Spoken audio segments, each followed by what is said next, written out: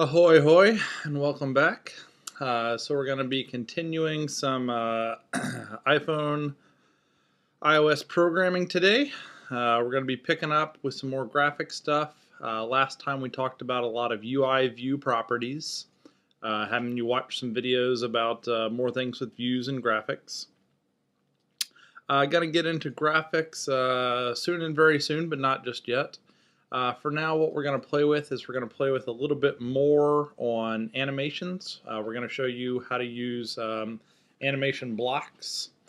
Also pick up a few more things. Going to talk about the NSTimer class and show you a concept called categories, which we haven't officially covered in the class, but hopefully you've seen it in the reading. To make all these topics kind of fit together, we're going to be doing an app that has a bunch of spinning squares. Going to really put the simulator processor to the test, let alone the iPhone's processor. So let's go ahead and start up a new Xcode project. You can create a new project. We're going to go ahead and make a view-based application, iOS application, view-based application. This time we're going to use iPhone for our view-based application. And that's because we're going to be using some iOS 4 features. And at the time of this recording, the iPad was still on 3.2, so we're kind of stuck with iPhone for now. So let's go ahead and call it synchronized spinning. So synchronized spinning, kind of like synchronized swimming, but we're going to be doing synchronized spinning. All right, so go ahead and see that a view-based application goes ahead and gives us the view controller. It went ahead and loaded our view. It's also going to give us a zip file. Today we're not going to use the zip file, so no need for the zip. We're going to do everything in code. Should be exciting. First thing we're going to start off by learning a little bit more about is the NSTimer class. So inside our ViewDidLoad, what we're going to do is we're going to make a timer. So the idea of a timer is that you can schedule when things get called. Go ahead and increase my font a little bit here, just so as though I don't forget later. That's all right, it's 18. So inside ViewDidLoad, what we're going to do is we're going to make a timer. When you want to make an NSTimer, you're going to call the class method schedule timer interval, and then make sure you grab the one that says target instead of invocation. And let's go ahead and use the trick where you hit enter at the start of each parameter's label, and then I'm going to go ahead and put the closing bracket on just so I don't forget later. So what a timer is a timer is going to call a selector at a given time interval. So the first thing that you need to put in here is the time interval. A time interval is actually just a double. It's just typed up as a double. So I'm going to start off and just say 1.0. It's given in terms of seconds, so it says call this function every second. Next thing we need to give it is we need to give it what object to call this method on. We're going to call it on self. Next, we have to create a selector for it to call. You can call this anything you want. I'm going to call it timer event, but it will be receiving a parameter, so just go ahead and say colon for now. User info is optional. You can pass an object around, but we're not going to do that, so just say nil. Repeats, yes or no. This is actually kind of a legacy thing. Used to, you would make timers that might fire once. Now there are better methods. If you just want to fire it once, there are better ways to do them. It's called like perform selector after delay. So anytime you make a timer, it's pretty much going to be yes. Because if you only wanted it called once, there's better ways. So these are the pieces that go into creating a timer. If you want to see more about this method, you can look it up in help. I'm going to hold down Option and double click it. The reason I wanted to do this is because I wanted to show you it does actually return something. It returns an NSTimer. So it creates a timer, NSTimer object, puts it in the heap, puts it into the run loop so that it'll get called for you. It does all the low-level work for you, and it actually returns a timer. So if I wanted to, I could, store it off into like, my timer. I could store it off if I needed access to it later. There are times where you want to store it as an IVAR so that you can invalidate it later, but for now, we're just going to keep it simple. It's going to run forever, and that's going to be just fine with us. So we figured up how we want this to look. The next thing we need to do is we need to write this timer event function. So to learn more about this, we can look at the help. So we can say that we pass in a selector, and it says that it must have the following signature. So it must return void, and it must receive an NSTimer. So we gave ours a different name. Well, we've got to follow that same structure. So it's got to return void, and then we called ours timer event, and it receives an NSTimer object. I'm just going to call it the timer. So you can change the names, but the return and parameters given must be the same. The timer that we made here is actually what's passed in here, so we kind of have another chance at getting access to this timer object. So what we can do is just to kind of make sure this is working, we'll just say timer fired. So just make a little log here.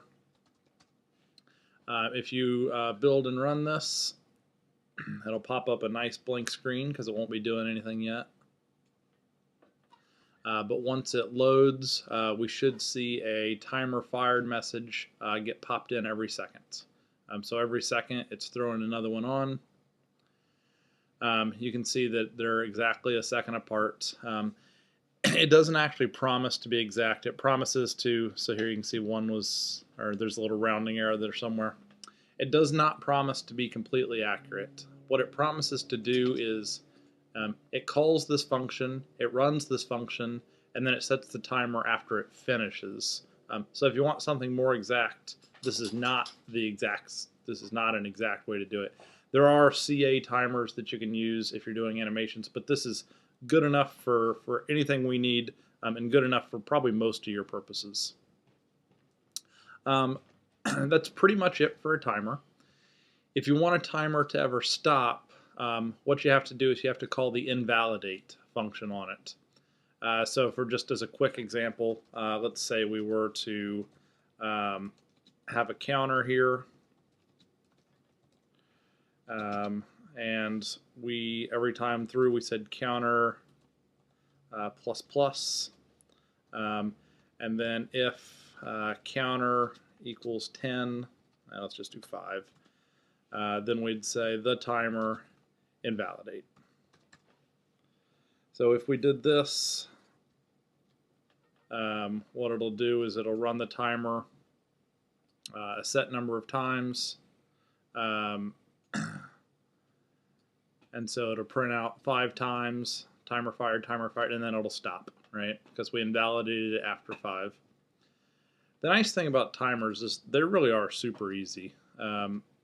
Like you can look at all the methods in the NSTimer class, and there are not very many. So you've pretty much got timers now. You're now a master of timers. And I just showed you the last part for fun. We don't really need any of this, so I'll just comment it out. You can delete it if you like, but I'll just kind of leave it in the bottom. So that's timers.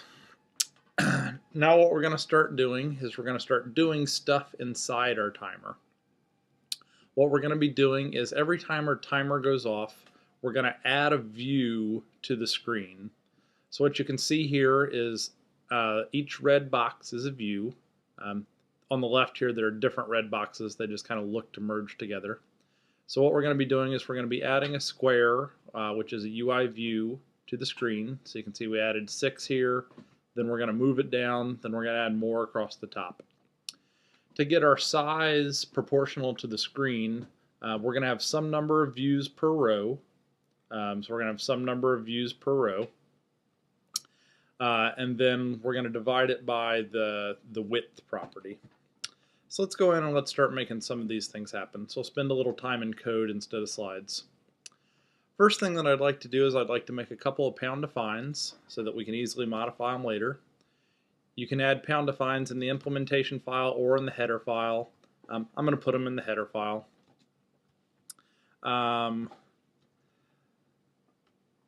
So the first thing I'm going to make is I'm going to make a pound define for the time period. This is how long the timer goes off, and we're going to use it again later. And that's also a number of views per row. So by defining it here, it makes it very clear what it is, and it also lets it be reused in different places. So first I'm going to use my time period, and instead of saying just 1 second, I'm going to use, whoa, had some craziness on the copy paste there. If anybody knew what that was a bunch of Android code. Android, by the way, really needs an interface builder equivalent. All right, enough on that. So inside the timer, what we're going to do is our goal is to add a view at a certain location with a certain size. So that's our goal. It's always going to be proportional to the screen, so what we're going to do first and foremost is we're going to create a variable called base length. So everything is going to be based on this length. And this length is going to be the self, view, bound, size, width. I did that fast, but you should remember all this from last time. So we're in a view controller. View controllers have views. Views, one of their properties is bounds.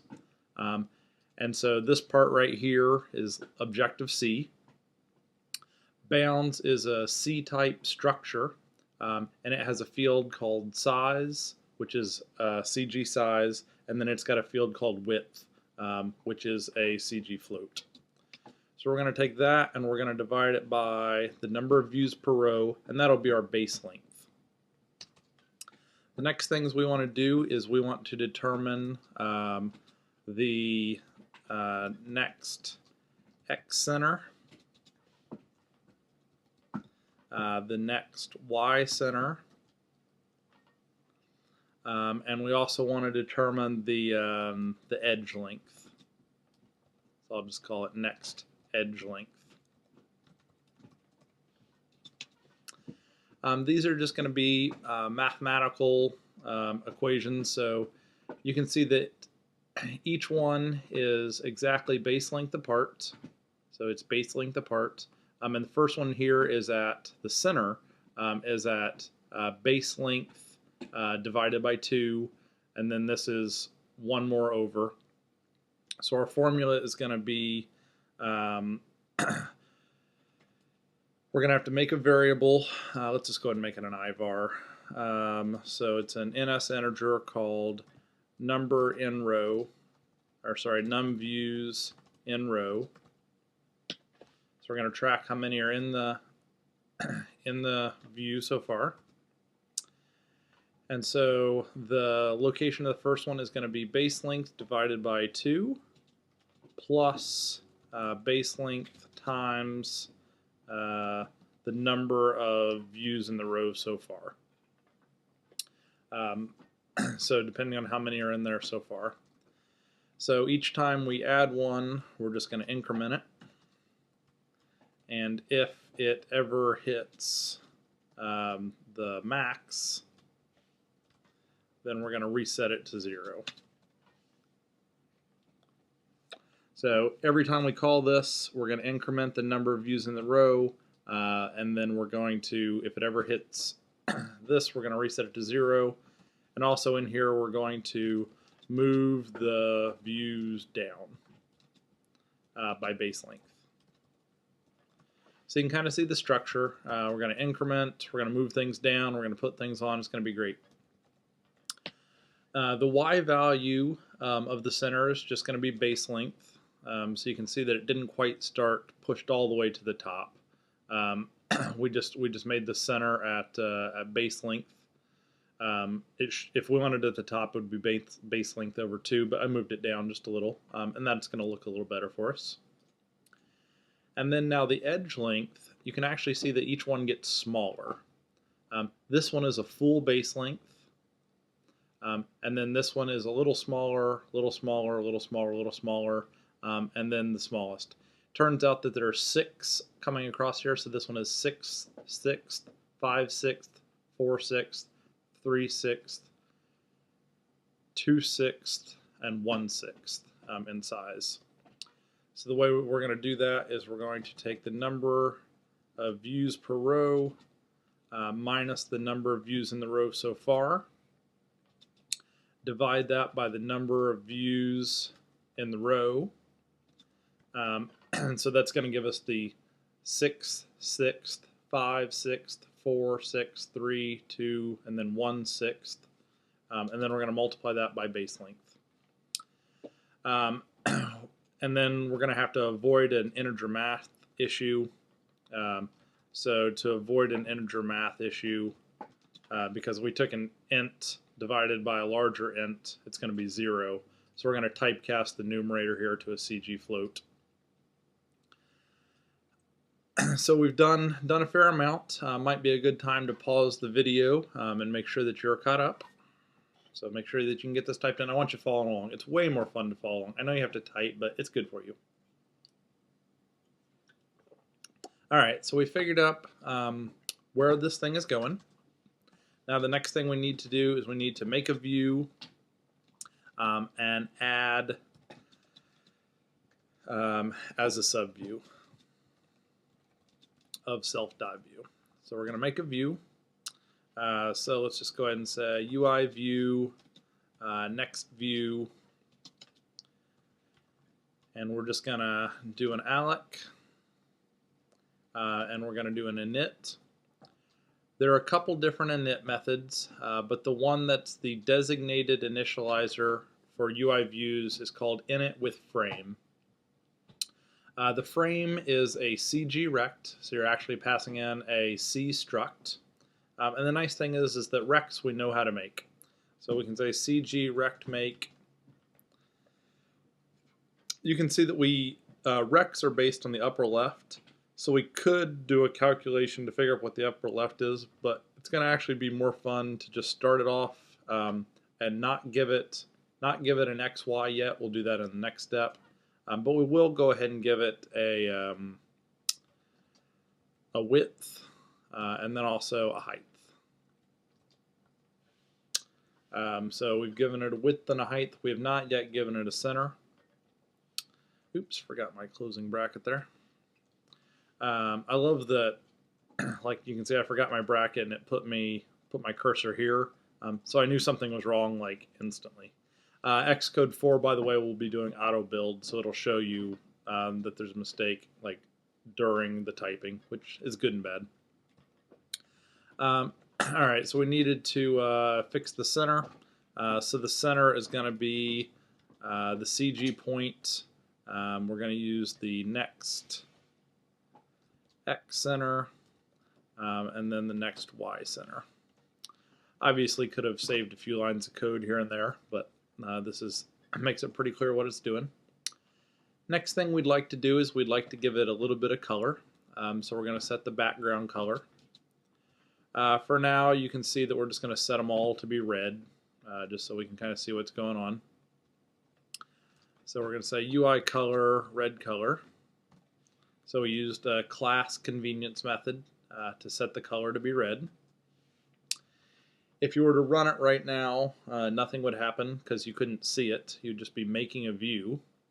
So what we're going to do is we're going to say self.view, add subview, next view. So by adding it as a subview of self.view, it makes it visible. Making something visible is important. So that's an important step.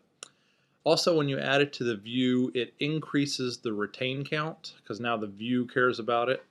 And once the view cares about it, then we're basically done with it. So we'll release it. So we're done with it, but it's retained because it's part of the view. And let's go ahead and see if we've done anything useful at all yet. So if you build it and run it, theoretically it should do something. So you can see that it's adding the views as we go across. You can see that there were a couple things that were wrong. So the couple things that were wrong were it started at the next spot over, and also it doesn't yet move anything down. There are probably a lot of good ways to fix the starting at 1, but you can see it's because it defaulted to 0, and then when I said plus plus it went to 1. There are definitely better ways to do this, but I'm going to go with an easy way to do it. So num views per row, I'm just going to start it off at -1, and that's kind of the, I'll just call it a hack fix.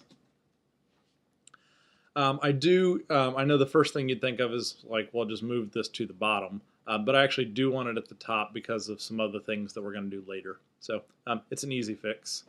So you can see that now it'll start at that first location, but still it's all on the same row. You know, it didn't move down. So what we want to do is we're going to do the move them down. So we're going to move them down by base length. There's a really slick way to go through all of the views, and the way we're going to do that is we're going to say UIView of view in self.view subviews. So what we're doing here is fast enumeration. Officially, it's the first time we've done fast enumeration in the course, but you've probably seen it in every other programming language you've used other than maybe C. And what it is the subviews is a property which is an array. So it has an array of views, so all the views that are in it. And then we're going to go through them one at a time, and we're going to have the pointer to them be a view. So what we're going to do is, for things that are in a view, we're going to take their center. We'll do just like we did before. CG point new center equals a view center. New center's y. We're going to increment it by base length, and then we'll write it back. Kind of an idiot-proof way of doing property changes that are actually structs. It's, you know, you save it, you modify it, you write it back. Sometimes there are more convenient ways to do it, but that one pretty much always works. So now you can see when it hits the other end, it should move them down, and it does. So we've got a neat little app already, right? So it's the first app that we've built that's been like completely zib free, and we're adding a lot of views programmatically. We're being good about our memory management. We're using the view properties, and it does something that's kind of neat already. Kind of neat is all good, but wouldn't it be neat if it was really neat? That was a lame sentence, sorry. I should almost re-record it just to fix that, but I won't. So what we want to do next is we want to make the colors not red. And in order to make the colors not red, what we'd really like is we'd like to call a function called random color. So you can try to put this into your code. And where we set the color was right here. And what we really want to do is we want to set the color, instead of always being red, we'd like to set it to a random color. And now you can build it, but it's gonna yell at you. It's gonna say UI color may not respond to random color. The reason for that is because this method does not exist. There's no such method as UI color random color. So what we're going to do is exactly what the book did in chapter 12. We are going to make a category. The idea of a category is you can add more methods to an existing class, which is kind of a crazy idea. You can just add more methods to it, even ones you didn't write. And so we're going to add the method random color to the UI color class. So to do this, we're going to go ahead and make a new file. And so we're going to say add new file. We're going to want a .h and a .m. The fastest way to do this is to just say that we're going to make a subclass of NSObject. That's not what we're going to do. There should really be one for categories. But we're going to make a subclass of an NSObject, and then we're going to go through and change it. And we're going to call it UI color. And then I'm going to put an underscore random color. The book, I think, uses a hyphen. I don't feel comfortable using using things that wouldn't be legal variable names as my class names, but apparently you can because they do. But I pretty much stick to legal variable names. Now here's where things are going to change a little bit. So you can see that before it defaulted to making us a class that has the same type as our file name, and then it says it's a subclass of NSObject. We actually don't want any of that, so you can just get rid of it. And then likewise on the implementation, it assumed that we're going to make a class that is a subclass or that's of the type. We don't really want that either, so just blow those away. I'd use that template just so it'd make a .h and a .m for me quickly. What we're going to do here is we're going to type UI color, and then we're going to say parenthesis, and so you can type anything you want in this next part. I'm going to type random color. What we're doing here is we're saying at interface of a class that already exists, so UI color already exists, and then we're going to make a category, which is like extending, adding more methods to it, and I chose to call my category random color. You can call it anything you want, to be honest. And then in here, we're going to say what this method returns. It's going to return a UI color, and it's called random color. You can see it's a class method because it's got a plus. It's going to return a pointer to UI color object, and then to call it, it's just called random color. So to make my life easier, I'm going to copy the stuff that I typed, bring it over to the implementation file. And on this side, what I'm going to do is, again, you say at implementation, you say a class that already exists, and you just say that you're implementing this category random color. There's a lot of flexibility here in how you can do things, but this is the way we'll do it, and it'll work just fine. So inside random color, what we want to do is we want to create a random color. I'll tell you what, we'll kind of work this one from the bottom up. So we'll start at the bottom. So at the very end of this, we're going to return a color. Now that color that we're going to return is we're going to make a new color. We'll just do an alec. We'll init with a red, a green, and a blue component. So we're going to have a red, a green, and a blue, and an alpha. So this is what we're going to return. And so to make our code a little bit more readable, we'll just say for the red, we're going to have a variable called red component. We'll make a variable called green component, blue component, and then for our random color, we're just going to always use an alpha of 1. So we're going to eventually make a CG float for red component, green and blue. Oops, I copy pasted one too many times. So we're going to make components, and then we're going to create a color out of them. In order to be good memory management citizens, you can see that this function does not have the word alec, new, or copy in it. So if we did it like this, then whoever called it would have ownership of this. So to follow the memory management conventions, we need to put this into the auto release pool. And the nice thing is you can just do it all in one line of code if you like. I don't know why it didn't want to autocomplete for me. It scares me that it didn't autocomplete, but I think it should work just fine. Cool. Oh, it's because I have these equals that are messing up the autocomplete. So that's going to take care of the memory managed for it. It's already in the auto release pool. Next thing we need to do is we need to get these random components. This is very similar to what you did in the exam. So for people that did the guess my number in the exam, you should be pretty familiar with what we're about to do. We're going to call a function called random. Random returns an integer. It returns an integer up to size ran max.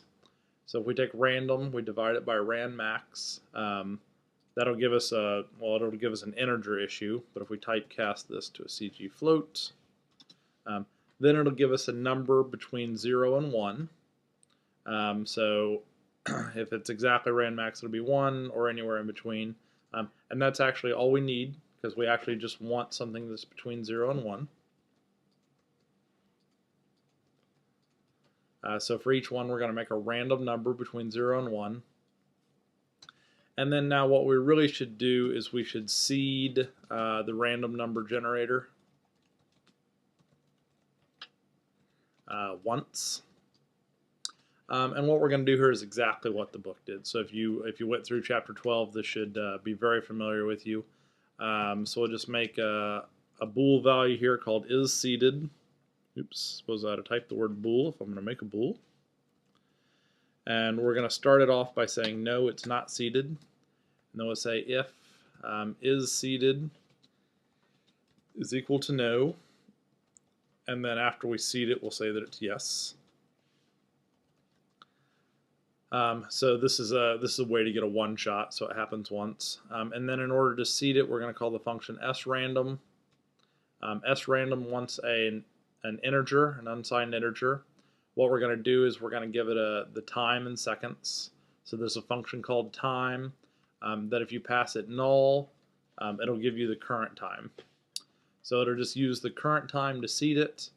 It'll seed it once and only once per app that runs, and then it'll create a random color. So we made this. Now the next question is, did we make anything useful? So we've already called it. We've already called it right here. But in order to call it, we have to import it. So a lot of steps here. So pause the video. Make sure that yours looks like this. And then the interface looks like this. So we're going to go ahead and do an import so that we've got access to that code. This is also the first time that we've used a file name that's completely different than the classes that are in it, but that's totally fine. The file name doesn't have to match the classes that are in it at all. So I built mine, and it built fine, which is a good first sign. And now if we run it, it should hopefully create a different color each time. Seems to be working. We typed a bunch of code this time. If yours is not working, rewind video. That's the beauty of video. Until you get it to look just like mine. So we got a lot of good things going here. We're making different colors. We're moving things around. But we don't like to move things unless they animate, right? So we want to do rotation animations every timer event. We also would like to animate them moving down, and we want to animate everything we can. So let's go ahead and start by adding a little animation to this, just so it looks a little smoother instead of just things appearing and then snapping down. So let's add some animations. So animations you know about from before. Oh, and I've got in the notes here the code for this. Animations you know about from our previous example where we moved the R around. The things you learned about there is you learned about beginning the animations, doing stuff inside of them, and then when you were done, committing the application or committing the animations. Things that we did before is we set things like the duration, we set the did stop selector, the delegate, so things like that we could set and we could do. We also have things like, well, there's a bunch of things in here. That's the old way. That is pre 4.1. Once you start making apps that have a deployment target of 4.0 or higher, you should go ahead and start using the new way.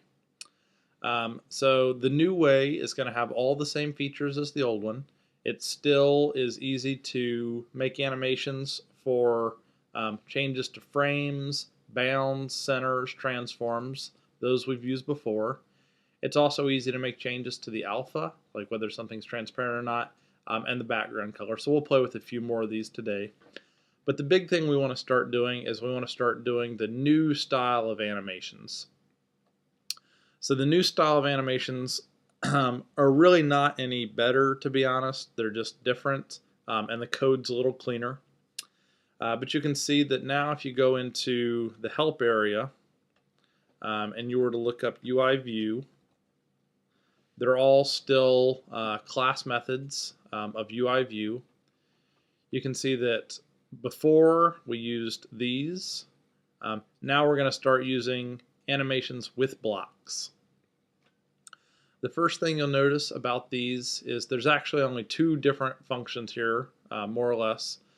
The first one is the biggest that has the most options, so it's animate with duration. You put in a delay, an options, an animations, and a completion. Then the second one just makes delay and options nil, and you only put in an animations and a completion.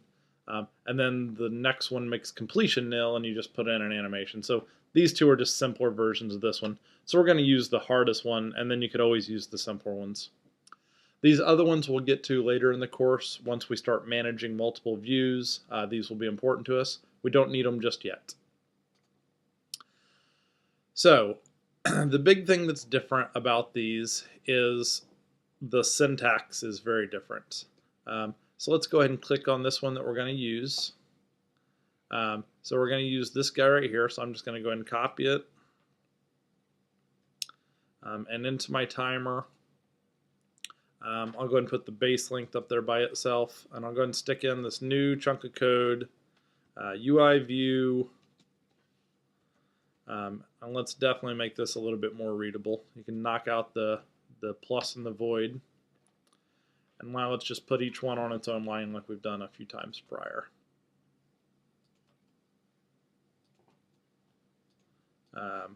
Cool, so this is what this new animation method looks like. You can kind of see there's going to be some weirdness coming when we get to these bottom two. And we'll talk about it as soon as we get to them, but there's going to be some stuff that's probably new to you. So let's just go through it in order. The first thing is the duration. So what the duration is, I'm sure you can figure out. It's just the total time the animation takes to go through. So we're going to make the duration, we're going to do something clever here. We're going to make the duration of the animation be the same duration as the timer. So the animation will last, we're going to make an animation and it will last until the timer is called again. They're going to match up just right. It's going to make for a pretty smooth transition. Delay, I don't want to delay the start of the animation, so I'll make that nil. I've always made those nil. I'm sure there are times where you want them to be non-nil. The next is the options. Really what the options are is before you could set things like the curve, whether it repeated or not, all these things you could set with different methods. Now you just set them all in the options. So it's a much cleaner way to do the code. For a list of valid constants, you can see the UIView options. Just so we can discuss them, I'm just going to go ahead and copy and paste the lot of them. And then I'm just going to start going through and I'm going to delete the ones that we don't need. So what these are is they're called bit mask. So you can see that this one sets bit 0, 1, 2, 3, 4, 5, 6, 7, up to bit 9 or bit 8. After that, there's a group where you have to choose one of these, and then after that, there's a group where you have to choose one of those. So this first one, it's kind of like check boxes. Then these two are kind of like radio buttons, right? So pick one. So these first ones, a lot of these we're not going to need at all. Layout subviews, we don't need that at all. Not worried about it. Boom, gone. Allows user interaction. You can see how sometimes that might be really important, whether you want to allow user interaction or not during an animation. We do not want it. Gone. Begin from current state. This can help things look smoother in case our our timer is the same length as our animation, but if it gets off, we just want it to start from where it's at, so we do want that one. Repeat, auto reverse, no thank you, no thank you. A few other things that we do not want. We don't want any of the rest of those. So the only one I wanted here was begin from current state. This next chunk, we have to pick which one we want. This is the animation curve. You can see that by default you'd get ease in, ease out. What that really means is it means start slow in the intro, and then it also ends slow at the end. Ease in is start slow, ease out is end slow. For something like this, we want it to look continuous, so we want linear. So we're going to go with linear on this. And then for this next group, you have to pick one, but this is about transitions. This doesn't even apply to us, so we don't care, and we're just going to let it use the default. We could put it in, but instead we're just going to leave it off, and the default will just happen. So out of all those options, the only two that I even care about at all are begin from current state. So that was one I wanted, and then you put a pipe in here for the OR symbol, and I also want it to be linear. So those are the two that I care about. So you can see that that's actually pretty easy to understand how the options work. Next part. So here's where the new stuff comes in. Animations gets past something. The thing that gets past is it gets past a code block. So I call these pretty similar. This class is for people that already know Java. If you are able to understand private inner classes, or sorry, anonymous inner classes in Java, then this should be no problem for you. An anonymous inner class in Java is a class that only exists in this one place. You kind of make it here, you use it here, it has no name. Same concept, except it's simpler, because instead of making like a whole class, the only thing you're making is you're making an anonymous function. So a code block I would call an anonymous function. I mean, if you think about what a function is, it's really just a chunk of code that goes into the flash memory. There's a pointer that goes to it, and whenever you want to run that code, you use the pointer to it. So this is just putting that chunk of code into flash, and it's got a reference to it here and nowhere else. The way that it looks, you can see in the signature here, is you have what you're going to return. So void, this one doesn't return anything. Where you would normally have a function name, you have a caret symbol, so it's an anonymous function, and then you have whatever you're going to get passed.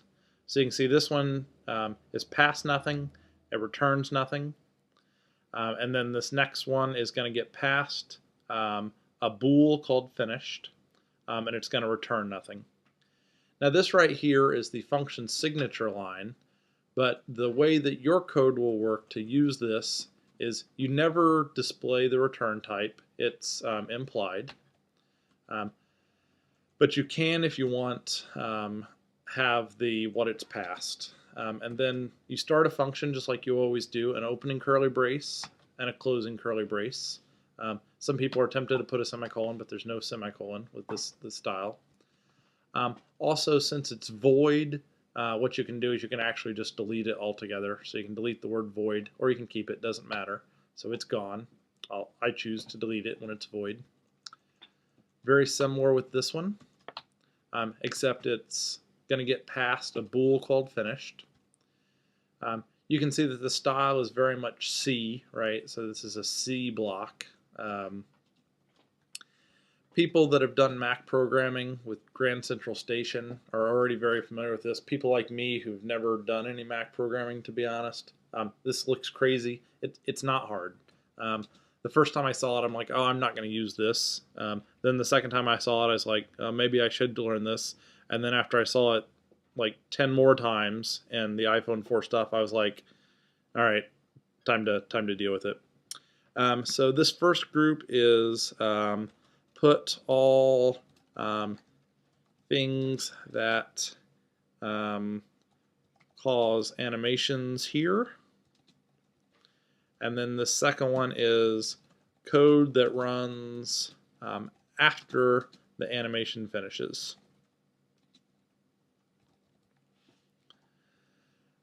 So we're going to put a lot of stuff here, and then for this app, we don't care about this one at all.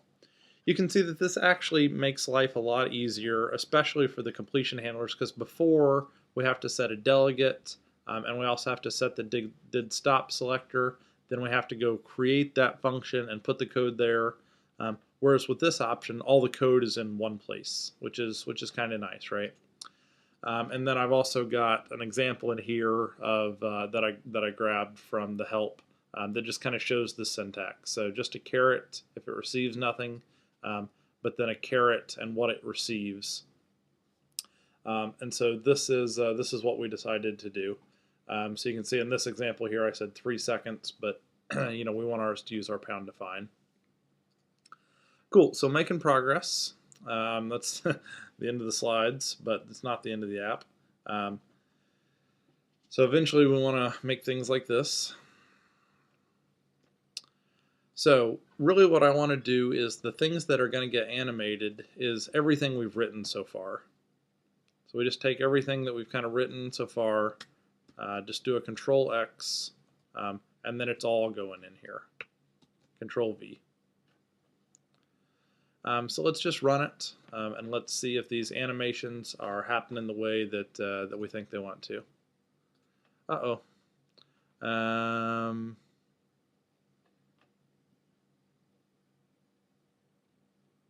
It says incompatible. Oh, I said nil here for the delay. Duh, that's not an object, that's just a number.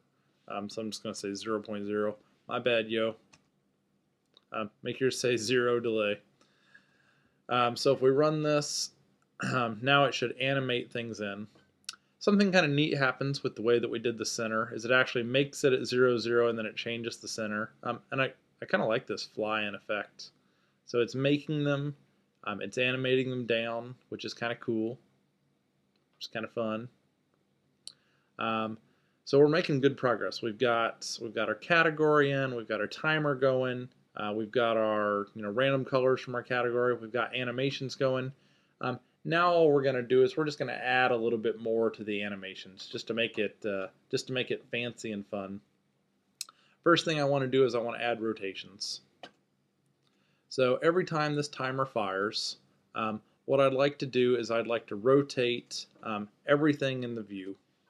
So it's actually going to be similar in a lot of ways to what I did up here.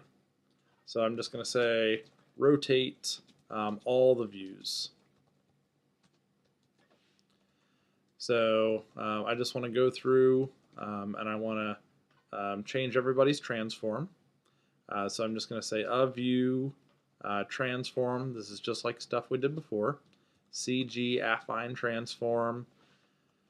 The affine transform function I want is rotate.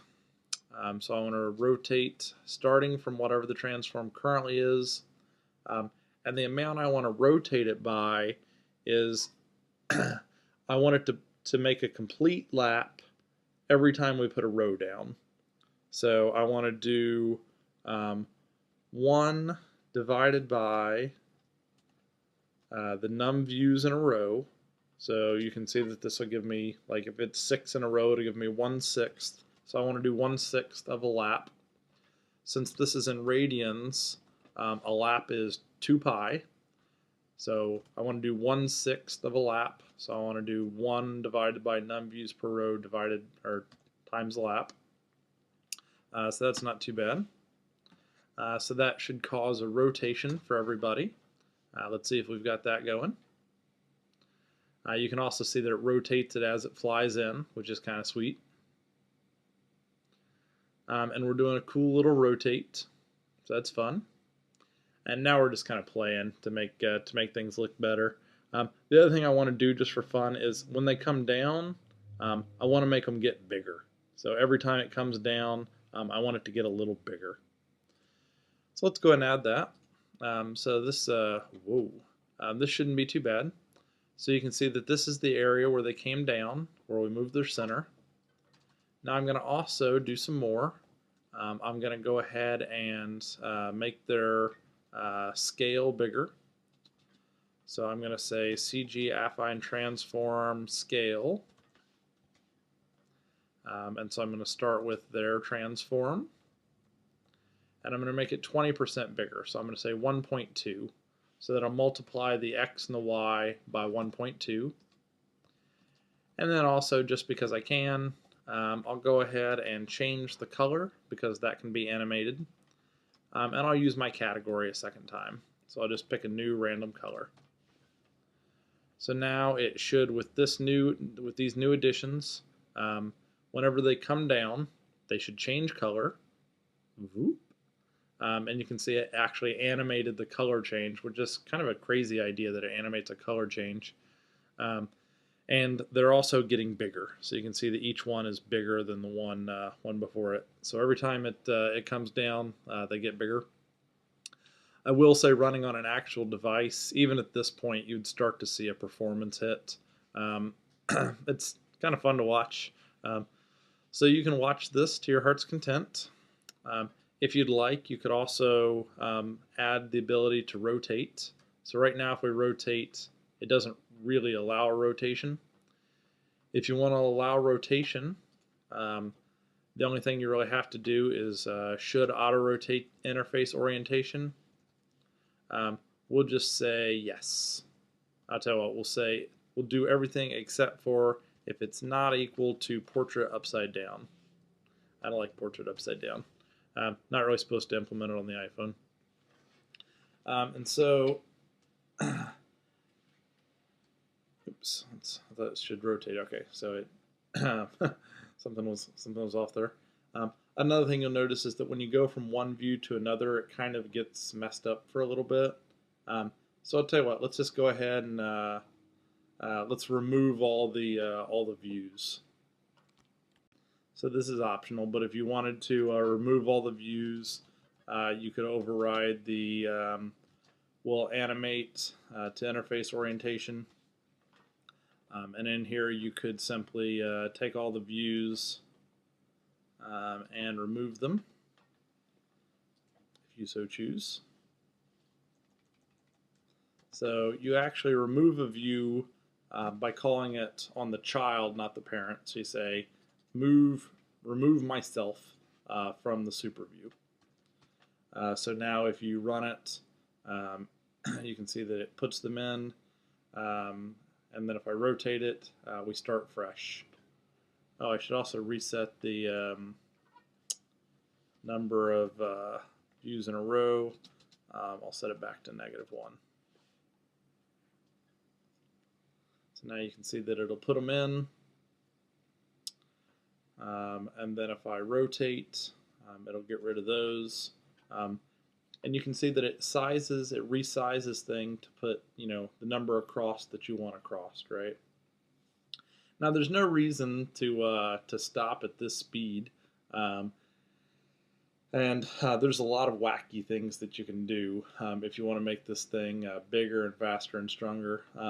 One thing I will mention is that already one thing that happens is they get 20% bigger, which is multiplicative, and then they move down a set amount, which is linear. So eventually they're going to get big enough to the point that they kind of start coming back into the top, which is kind of a crazy thing.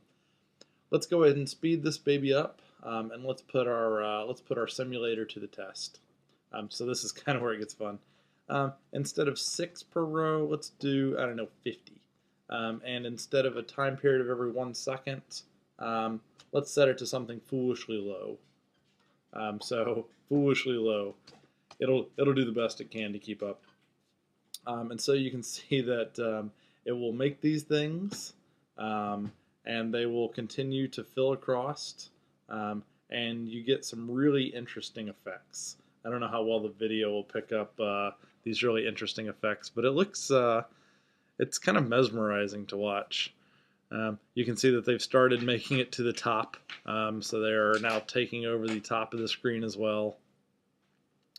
Got a little jerk ear on me there, but you can see that it makes some really neat effects. If you rotate it, it should clear them all off and it should start again fresh. And you've got the same idea. I'll say that I went ahead and ran this just because I was curious on my, brand new iPhone 4. Well, it's not brand new anymore, but my, top of the line iPhone 4. It did not perform as well. Let's say that. Also, in keeping with like reality for apps, we're not using threads or anything. So I'm pretty sure that this app is completely non-responsive to user input at this point, right? It is maxing out the processor, but it makes some really cool effects. I definitely sat here and watched this for a little longer than I should admit when I was first making this demo. So that's what we've got. That's what we've got for today. Hopefully this will get you more comfortable with the topics that we were trying to get through. And that is timers, which are pretty easy, categories, which can be really useful if you figure out how to make them right, and this new style of making animation blocks. Also, if you're interested in learning a little bit more about blocks, there's a really good Apple document that's kind of a short practical guide to blocks. So why use blocks? It's this new thing that's just kind of taken over a lot of